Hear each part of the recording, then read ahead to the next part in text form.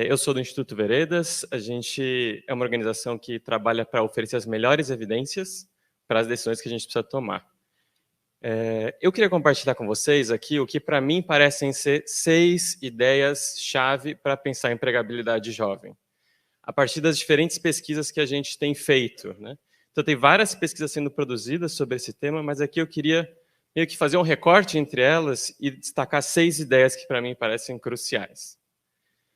A primeira delas é que o futuro vai exigir cada vez mais dos jovens, né? A gente está saindo do cenário de bônus demográfico.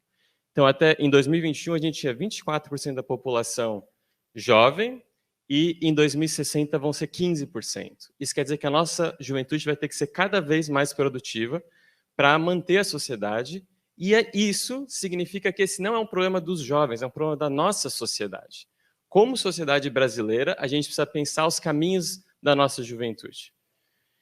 Agora, quando a gente olha o presente, o que a gente vê? Né? Eu trouxe aqui 2 dados, taxa de informalidade. No Brasil, hoje a gente tem 36% de informalidade. Quanto vocês acham que é para os jovens?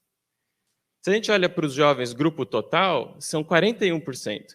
Se a gente olha para o grupo de 14 a 17 anos, 80%. Dos desocupados, hoje a gente tem, na PNAD de 2022, 10 milhões de pessoas. Quantos são jovens? 52%.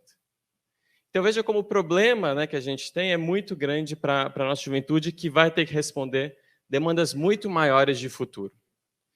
A segunda ideia que para mim parece muito importante é que a empregabilidade é um caminho mais recorrente hoje ainda. Se a gente olha ali o gráfico de posição de ocupação, a maioria estão empregados no setor privado. Quando a gente olha para o tamanho das empresas, é interessante ver que a maioria delas é menos de 50 pessoas, o tamanho das empresas, ou seja, a empregabilidade acontece entre as micro, pequenas e médias empresas. Agora, quando a gente olha o tipo de ocupação, como já foi ressaltado muitas vezes, são ocupações simples. E com o aumento, então, da digitalização, muitas dessas ocupações devem ser destruídas. A terceira ideia que parece importante é os desafios do ensino médio. Vou passar mais rápido por isso, porque a gente já comentou bastante. Então, o Brasil, comparado com outros países, tem uma taxa de evasão muito maior. Ali, na verdade, é a taxa de conclusão, né? E isso tem impactos grandes na vida produtiva, nos salários, na possibilidade de acessar empregos formais.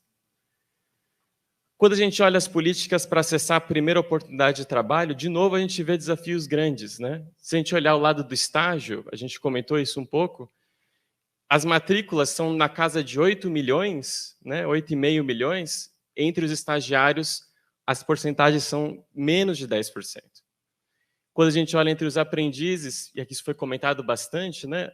A cota, a gente não chega a cumprir 50% da cota, e muitas das ocupações são de auxiliares de escritório, o que, de novo, tende a ser ocupações que vão sofrer impactos no futuro. Então, no ensino médio, nessas políticas, a gente enfrenta desafios. Agora, pensando no futuro, né, o que a gente tem que fazer, acho que uma ideia muito importante é que não há uma única juventude. Há várias juventudes, e a gente precisa aprender a lidar com essas várias realidades. A gente tem falado desses grupos, né? Vocês sabem, os jovens sem 100, em especial, têm sido muito debatidos, mas tem sido muito interessante que as pesquisas têm mostrado, além da participação deles na sociedade, é que eles têm acesso a uma estrutura de oportunidades diferentes.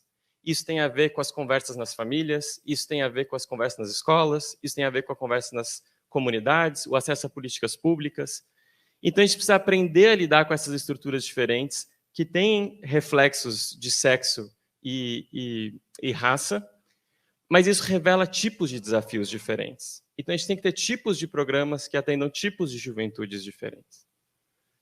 E a última ideia é que é preciso pensar o futuro, e não adianta a gente só querer equipar melhor os jovens, a gente precisa, de fato, pensar quais são setores que são portadores de futuro para a nossa sociedade.